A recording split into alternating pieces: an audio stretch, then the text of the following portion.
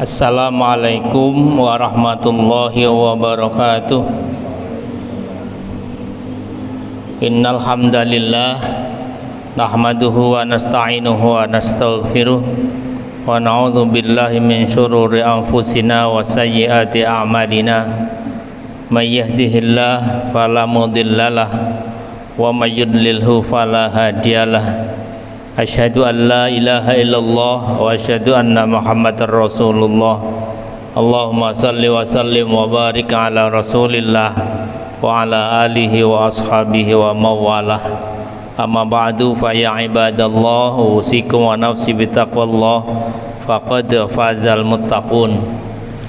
Para bapak dan ibu, kita bersyukur kehadirat Allah Subhanahu wa taala, hari ini kita bisa hadir di masjid untuk sholat zuhur berjamaah, karena kita yakin sholat yang kita lakukan ketika kita lakukan dengan jamaah, nilai kebaikan yang kita terima lebih banyak, bahkan berlipat dibanding ketika kita sholat sendirian. Mari kita lanjutkan membaca kitab Syu'abul Iman yang ditulis oleh Imam Al-Baihaqi, yang hari ini akan kita baca Ar-Rabi' wal Khamsun min Syu'abil Iman, cabang iman yang ke-54, yaitu Al-Haya, yaitu malu. Malu merupakan sikap hati yang sangat penting dalam beragama, dan malu, kata Rasulullah, itu tidak ada lain yang akan datang sesudahnya adalah kebaikan. Rasulullah bersabda, innal haya'a la yati illa bi khairin, tiada sikap malu kecuali hasilnya adalah kebaikan. Para ulama mengaitkan malu itu dengan hidup dan matinya hati. Orang yang memiliki malu, masih memiliki malu, itu pertanda hatinya masih hidup, masih sehat. Tetapi ketika sudah dicabut rasa malu, maka itulah tanda utama dari kematian hati manusia. Karena itulah maka satu prinsip semua nabi disebutkan dalam sebuah hadis, inna mimma adrakan nas min kalamin nubuwah al-ula idza lam tastahi fasna ma syi'ta. Salah satu prinsip yang menjadi prinsip ajaran akhlak semua nabi adalah di dalam tastahi, kalau orang sudah tidak punya malu, fasna, maka lakukanlah masyita, apa yang kamu mau, lakukanlah semaumu. Artinya adalah bahwa malu itu sesungguhnya menjadi ukuran seseorang itu memang masih punya kendali diri, masih punya batas-batas mana yang patut dan tidak patut, apa tidak. Karena memang setiap orang yang punya hati yang masih sehat, belum mati, itu dia punya kendali diri, punya standar kepatutan, mana yang patut dan mana yang tidak. Betapapun ia tidak tahu aturan tentang kepatutan itu sendiri, tentang hal baik dan tidak baik itu. Tapi setiap orang itu ketika hatinya masih sehat, masih belum tadi mati, maka dia punya asas kepatutan sendiri, mana yang patut dan mana yang tidak. Lebih lanjut, Rasulullah SAW memberikan satu arahan tentang betapa pentingnya malu dalam hadis yang diriwayatkan dari Ibnu Mas'ud. Rasulullah SAW pernah menasihati para sahabatnya, istahyu minallah haqqal haya, malulah pada Allah dengan kesungguh-sungguhan malu, ya, dengan sungguh-sungguh malulah pada Allah dengan haqqal haya, sesungguh-sungguhnya malu.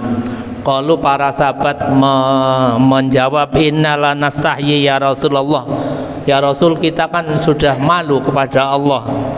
Faqala, maka Rasulullah menjawab, menanggapi, laisa zaka, bukan itu yang kami maksudkan. walakinnal istihya, tetapi yang dimaksud istihya atau malu minallah haqqal haya, malu yang sesungguhnya adalah pertama antahfadzar ra'sa wa mawa'a, kau jaga kepala kamu dan apa isi kepalamu, bahwa kepala kita adalah sesuatu yang paling berharga bagi manusia, bagi kehidupan, dan orang yang memiliki malu haqqal haya adalah orang yang menjaga kepala kita, baik pandangan kita, pembicaraan kita, pendengaran kita, bahkan pikiran kita. Kita jaga betul, jangan sampai melakukan hal-hal yang Allah tidak berkenan dengannya. Itu malu yang paling prinsip, kata Rasulullah. Kau jaga kepala kamu dan apa yang ada di kepala kamu. Yang kedua, wal batona wa mahawa, jaga perut kamu dan isinya, apa yang kau makan, apa yang kau minum, apa yang kau isikan ke dalam perutmu, kau jaga. Itu tandanya kamu punya malu. Tidak sembarang apa yang bisa dimakan itu kau makan, tidak sembarang yang bisa kau minum kamu minum. Ini dalam arti yang spesifik, tetapi mana yang lebih luas adalah perolehan harta, perolehan rezeki kita. Orang yang punya malu adalah hati-hati betul ketika memilih mencari rezeki. Tidak sembarang yang bisa dia peroleh ia lakukan. Wala tadhkurul mauta wal bila, dan tanda saudara malu haqqal haya adalah ketika kamu selalu ingat mati dan musibah atau sesuatu yang menakutkan di balik kematian itu, sehingga kita selalu waspada dan hati-hati. Jangan sampai melakukan hal yang ketika kita mati kita menyesali diri, karena kematian butuh bekal, dan ketika kita menghadapi kematian kita harus mempersiapkan bekal secukup-cukupnya. Wa man aradal akhirah taraka zinatad dunya, siapa yang ingin kebaikan di akhirat maka ia akan tinggalkan pernik-perniknya dunia. Dunia itu penting, dunia itu harus kita miliki, tetapi jangan terpukau dengan zinatul hayatid dunia, dengan pernik-perniknya. Itu hanya perhiasan-perhiasan dunia. Faman fa'ala dzalika faqad istahya minallah haqqal haya. Kalau bisa melakukan itu, itulah yang namanya istahya haqqal haya, malu yang sesungguhnya. Pertama tadi menjaga kepala kita, menjaga perut kita, kita perhitungkan kematian dan khawatir akan datangnya kematian, dan kita jangan terlalu terpukau bahkan hanyut dalam perhiasan-perhiasan dunia.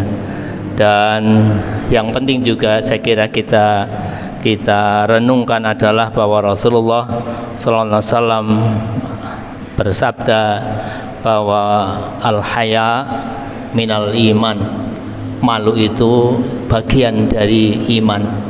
Sehingga ketika kita kehilangan sikap malu, berarti sebagian dari unsur keimanan kita hilang. Semoga kita semuanya menjadi orang-orang yang bisa menjaga diri kita, menjaga sikap malu kita, melakukan hal yang kira-kira patut menurut diri kita dan menurut Allah, sehingga kita jadi orang-orang yang sempurna imannya. Amin ya rabbal alamin. Subhanakallah wa bihamdika asyhadu an la ilaha illa anta astaghfiruka wa atubu ilaik. Assalamualaikum warahmatullahi wabarakatuh.